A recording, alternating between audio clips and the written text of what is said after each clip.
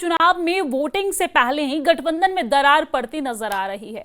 Ticket को लेकर कांग्रेस और नेशनल कॉन्फ्रेंस में जुबानी जंग छिड़ गई है। मोर्चे पर खुद मुख्यमंत्री उमर अब्दुल्ला डटे हुए हैं। कल नॉमिनेशन के बाद कांग्रेस ने नेशनल कॉन्फ्रेंस पर बड़ा आरोप लगाया है। कांग्रेस के गुलाम अहमद मीर ने कहा है कि नेशनल कॉन्फ्रेंस ने कांग्रेस को भरोसे में नहीं लिया। हमने सुरक्षित सीट मांगी थी, लेकिन हमें चौथी सीट दी गई। गुलाम अहमद मीर ने कहा है कि बिना भरोसे में लिए हम हवा में तीर नहीं मार सकते हैं, और इस पर मुख्यमंत्री उमर अब्दुल्ला ने पलटवार किया है। उमर अब्दुल्ला ने कहा कि हमने उन्हें सीट दी थी, लेकिन कांग्रेस ने चुनाव नहीं लड़ा, इसलिए हमें चौथे कैंडिडेट को भी उतारना पड़ा।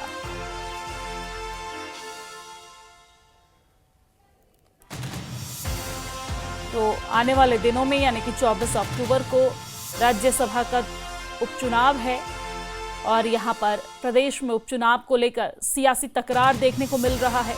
कांग्रेस और नेशनल कॉन्फ्रेंस के बीच यानी कि गठबंधन में ये तनातनी देखने को मिल रही है, जहां एक तरफ कांग्रेस की तरफ से ये आरोप लगाए जा रहे हैं कि हमने सुरक्षित सीट मांगे थे और हमने जो सीटें मांगी थी हमें वो सीट नहीं मिली। तो यही नेशनल कॉन्फ्रेंस की तरफ से कहना है कि हमने सीट कांग्रेस को दी थी, लेकिन कांग्रेस ने जब उस पर कैंडिडेट नहीं उतारा तो लास्ट में हमने उस पर चौथे कैंडिडेट को उतारा है। तो प्रदेश में सियासत गर्म है इसको लेकर। दिल्ली में कन्वे किया गया था कि कांग्रेस एक उम्मीदवार दे और सेफ सीट पर वो अप्लाई करे। जब मॉडलिटीज तय होने की बात आई, उस पर नेशनल कॉन्फ्रेंस ने कोई कम्युनिकेशन नहीं दिया, बल्कि कन्वे किया कि कांग्रेस 4th सीट पर अपना उम्मीदवार डाल सकता था। तो 4th सीट को लेकर पहले ही कांग्रेस ने स्टैंड ले रखा था कि उस पर हम अपना उम्मीदवार नहीं डालेंगे। मतलब हवाई तीर मार के चौथी नंबर सीट पर आप लड़ो, तो ये जिम्मेदारी वक्त की चीफ मिनिस्टर की थी, जिनके साथ हर एमएलए की वाबस्तगी होती है। वो चाहे आज़ाद बन के आया हो, किसी छोटी पार्टी से बन के आया हो, इसमें वो कॉल ले सकता था। अगर वो कॉन्फिडेंस बिल्डअप कर लेता तो शायद इशू नहीं बनता। अब वो चीज़ हुआ नहीं, तो ऐसे में कांग्रेस ने फैसला किया कि चौथी सीट पर हम कैंडिडेट नहीं डालेंगे। हमने एक सीट जो है we had kept for Congress. Congress has decided not to field their candidate. We felt that in that 4th seat, the best chances of winning that seat were with a Congress candidate. Congress felt otherwise, and so be it. We will field 4 candidates, and this election will be a true test of who is with the BJP and who is against the BJP. गठबंधन में तकरार को लेकर BJP ने भी निशाना साधा है। बीजेपी प्रदेश अध्यक्ष सत शर्मा ने कहा है कि किसी भी फैसले पर पहुंचने से पहले दोनों दलों को बातचीत करनी चाहिए थी। साथ ही उन्होंने दावा किया है कि बीजेपी 3 सीटों पर चुनाव जीत रही है। आप मानकर चलिए कि तीनों सीटों को जीतने का हम लोग भरसक प्रयास जो है वो करेंगे। उनकी आपस में क्या है ये हमारे लिए मायने नहीं रखता। आप सोचिए कि देश भर में प्रधानमंत्री जी इतना बड़ा संगठन चला रहे हैं, एनडीए के रूप में, मैं सरकार की बात कर रहा हूं। हर एक छोटी बड़ी पार्टी हैं, उनके सभी के रिप्रेजेंटेटिव हैं, सबसे बातचीत होती है। आप मानकर चलिए कि इनको भी कुछ मसले सुलझाने चाहिए थे बैठकर, जो वो करने में सफल रहे। मैंने कहा ये भी उनका आंतरिक मामला है, मैं नहीं बोलूंगा, लेकिन हम अपनी लाइन लंबी करेंगे, इसमें कोई दो राय नहीं। रिजल्ट आप लोगों के सामने 24 को आएगा।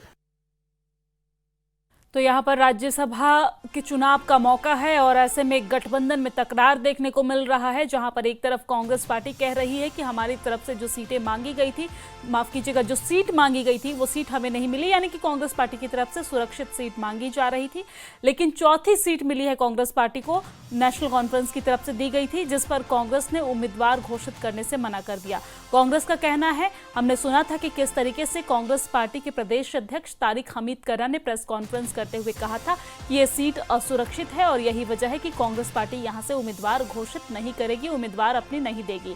लेकिन नेशनल कॉन्फ्रेंस की तरफ से पहले यह दावा किया जा रहा था कि गठबंधन में सब कुछ ठीक चल रहा है, लेकिन जब कांग्रेस के नेता बस पर खुलकर आवाज उठाने लगे हैं, कहने लगे हैं कि हमारी तरफ से जिस सुरक्षित सीट की मांग की जा रही थी, नेशनल कॉन्फ्रेंस ने हमें वो सीट नहीं दी, और यही वजह है कि हमने यहां से उम्मीदवार नहीं उतारा। लेकिन नेशनल कॉन्फ्रेंस का कहना है कि यहां पर कांग्रेस को सीट दी गई थी, कांग्रेस जब इस पे से उम्मीदवार घोषित नहीं की, तब जाकर हमने यहाँ पर उम्मीदवार घोषित किए हैं। और आपने देखा भी होगा कि किस तरीके से कल नामांकन का आखिरी दिन था, जब कांग्रेस पार्टी की तरफ से किसी उम्मीदवार की घोषणा नहीं की गई और तस्वीरें साफ की गई। इसके बाद यहाँ पर एक उम्मीदवार की घोषणा नेशनल कॉन्फ्रेंस की तरफ से की गई।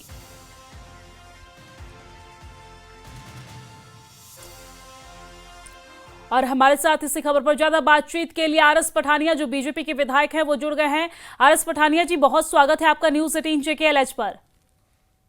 जी धन्यवाद, नमस्कार सर, आप यहाँ पे देख रहे हैं कि किस तरीके से राज्यसभा चुनाव को लेकर यहाँ पर तनातनी की स्थिति देखने को मिल रही है, गठबंधन में टकरार देखने को मिल रहा है। एक तरफ कांग्रेस पार्टी का कहना है कि जो सुरक्षित सीट हमने मांगी थी, हमें वो सीट नहीं मिली, तो वही नेशनल कॉन्फ्रेंस ने पहले दावा किया कि सब कुछ ठीक चल रहा है, लेकिन बाद में जब कांग्रेस के विधायक खुलकर बोलने लगे मीडिया के सामने, तो उनका कहना है कि हमने कांग्रेस को मौका दिया, साथ सीट दी थी, लेकिन कांग्रेस ने जब उम्मीदवार नहीं उतारा तब जाकर हमने उस पर घोषणा की। आप इसे किस तरीके से देखते हैं और इस पर क्या कहना चाहेंगे?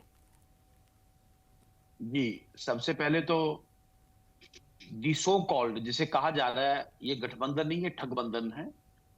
कोई भी गठबंधन होता है उसमें दो पॉलिटिकल पार्टीज, जिनका विचार अलग अलग, जिनका घोषणा पत्र अलग अलग, जिनकी वैचारिक, जिनकी व्यवहारिक रणनीति अलग अलग, वो अगर को गठबंधन बनाते हैं तो कहीं कोई एजेंडा या कोई कॉमन मिनिमम प्रोग्राम, इस तरीके को कोई डॉक्यूमेंट एक ड्राफ्ट किया जाता है।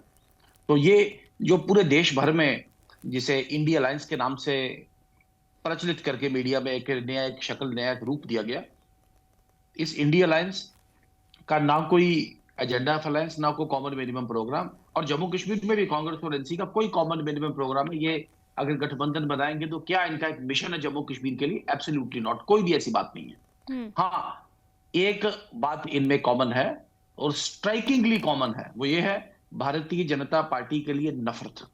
भारतीय जनता पार्टी को सत्ता से दूर रखने के लिए अपना गैंग बनाना, अपना एक माहौल बनाना, लोगों में दुष्प्रचार करना, भारत सरकार को बार बार एक बुरे एक पिक्चर में पेंट करने की कोशिश करना, राज्य पे एक शोर क्रिएट करना, डिविल कंट्रोल की बात करना, लेकिन करना कुछ नहीं, सिर्फ तमाशा करना। तो खैर, ये गठबंधन मैं तो नहीं मानता आज ही गिरा, मैं आपसे इत्तेफाक नहीं रखता, ये गठबंधन कभी था ही नहीं। तो अब ये इसके चिथड़े चिथड़े होकर ये एक्सपोज हो चुका है। विशेषकर जो इंडियन नेशनल कांग्रेस, जो इस देश की बहुत बड़ी सबसे पुरानी पॉलिटिकल पार्टी है, आप उसकी उस पॉलिटिकल पार्टी का क्वांटिटी और क्वालिटी का आप देखें कि अभी तक अपना कैंडिडेट अनाउंस नहीं कर पाए और आखिरी दिन कहते हैं कि हम चुनाव ही नहीं लड़ेंगे। तो कहीं ना कहीं दिशाविहीन, एजेंडा विहीन, विषय विहीन इंडिया अलायंस और विशेषकर कांग्रेस एनसी गठबंधन एक तार होता हुआ दिखाई दे रहा है जम्मू कश्मीर के पॉलिटिकल स्पेक्ट्रम में। भारतीय जनता पार्टी जो पिछले 3-4-5 चुनावों से सबसे ज्यादा वोट हासिल कर रही है, इस बार भारतीय जनता पार्टी ने सबसे ज्यादा वोट लिए। हाँ, वो दूसरी बात है कि सबसे ज्यादा विधायक नेशनल कॉन्फ्रेंस को मिले हैं। तो भारतीय जनता पार्टी एक अग्रिम पथ पे बड़ी तेजी के साथ जी बिल्कुल। पठानिया साहब, यहाँ पर देखा जाए तो आप इस चीज का जिक्र कर रहे हैं कि सबसे ज्यादा विधायक जो है वो नेशनल कॉन्फ्रेंस को है, लेकिन क्या आपको लगता है कि आने वाले समय में नेशनल कॉन्फ्रेंस की जो मुश्किलें हैं वो बढ़ती जाएगी?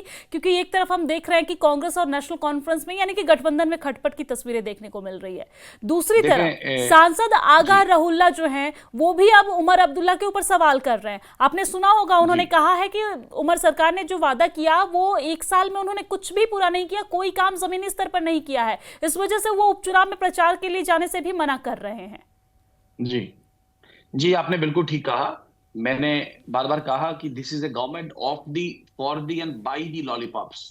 इस सरकार ने सिर्फ लॉलीपॉप जम्मू कश्मीर के लोगों को दिया है, चाहे वो मुफ्त सिलेंडर के नाम पे, 1 लाख नौकरी के नाम पे, या आपको एक डेली वेजर पक्का करने के नाम पे, या पीएससी को अबॉलिश करने के नाम पे। सरकार ने सिर्फ लॉलीपॉप जम्मू कश्मीर के लोगों को दिए, दे नहीं पाए। मुफ्त बिजली के नाम पे कभी कोई भी चीज जमीनी सतह पे उतार नहीं पाए हैं। तो आज ये फिशर इसमें वाइड ओपन है। मैंने कहा कि लोगों को बहला के, लोगों को फुसला के, लोगों को झांसे में लाके ये लोगों का वोट लिया गया। आने वाले वक्त में जम्मू कश्मीर की जनता रिजेक्ट करेगी नेशनल कॉन्फ्रेंस को, दिखाई नहीं देगी नेशनल कॉन्फ्रेंस। नेशनल कॉन्फ्रेंस का सुपड़ा साफ होगा जम्मू कश्मीर के पॉलिटिकल एक स्पेक्ट्रम से। भारतीय जनता पार्टी लोगों की पार्टी, लोगों के द्वारा पार्टी, और सबसे बड़ी पॉलिटिकल पार्टी है। मुझे आज भी पूर्ण विश्वास है कि नरेंद्र मोदी जी और भारतीय जनता पार्टी के लिए जम्मू कश्मीर के जो विधायकगण हैं वो वोट करेंगे। जम्मू कश्मीर के ग्रेटर एक एक विकास के नाम पे, जम्मू कश्मीर में तरक्की के नाम पे, जम्मू कश्मीर में एक फास्ट ट्रैक डेवलपमेंट के नाम पे, डबल इंजन की सरकार के नाम पे और डबल इंजन के मेंबर पार्लियामेंट के नाम पे मैं मुबारकबाद दूंगा जम्मू कश्मीर के लोगों को और जम्मू कश्मीर के चुने हुए नुमाइंदों को कि 4 वर्ष के बाद यहाँ राज्यसभा को चुनाव हो रहा है। और फिर मेरी एक फर्वेंट अपील है each and every voter, all each and every MLA, मैं तो खैर भारतीय जनता पार्टी का विधायक हूं, लेकिन हर विधायक से मेरी हाथ जोड़ के अपील है कि इसमें विप कभी होता नहीं, तो इस विप में आपको अपने कॉन्शियस के मुताबिक वोट करना है। आपको अपना कॉन्शियस जो आपका जो अपील करे उसके मुताबिक वोट करें, और भारतीय जनता पार्टी और नरेंद्र मोदी जी से बड़ा कोई विकल्प, कोई प्रकल्प, कोई ऑप्शन कोई आपके पास नहीं। मैं बड़ी विनम्रता के साथ, हम ना हॉर्स ट्रेडिंग, ना दाएं बाएं, ना आया गया राम गया राम पॉलिटिक्स में यकीन रखते हैं, लेकिन ये अपील जरूर करेंगे और बार बार रीच आउट भी करेंगे सबको कि अपने कॉन्शियस के मुताबिक वोट करें। और हमें पूरी उम्मीद है कि जम्मू कश्मीर के विधायक अपने जमीर के मुताबिक, अपने कॉन्शियस के मुताबिक वोट करेंगे और 3 की 3 सीटें भारतीय जनता पार्टी के पाले में गिरेंगी। जी बिल्कुल पठानिया साहब, न सिर्फ आपकी तरफ से बल्कि आपकी पार्टी के तमाम नेता की तरफ से यह दावा किया जाता है कि तीनों सीट पर भारतीय जनता पार्टी जीत हासिल करेगी, लेकिन इसका आधार क्या है सर, वो भी बता दीजिए, क्योंकि आपके पास जो विधायक की संख्या है वो नेशनल कॉन्फ्रेंस से कम है, तो किस आधार पे आप जीत का दावा कर रहे हैं?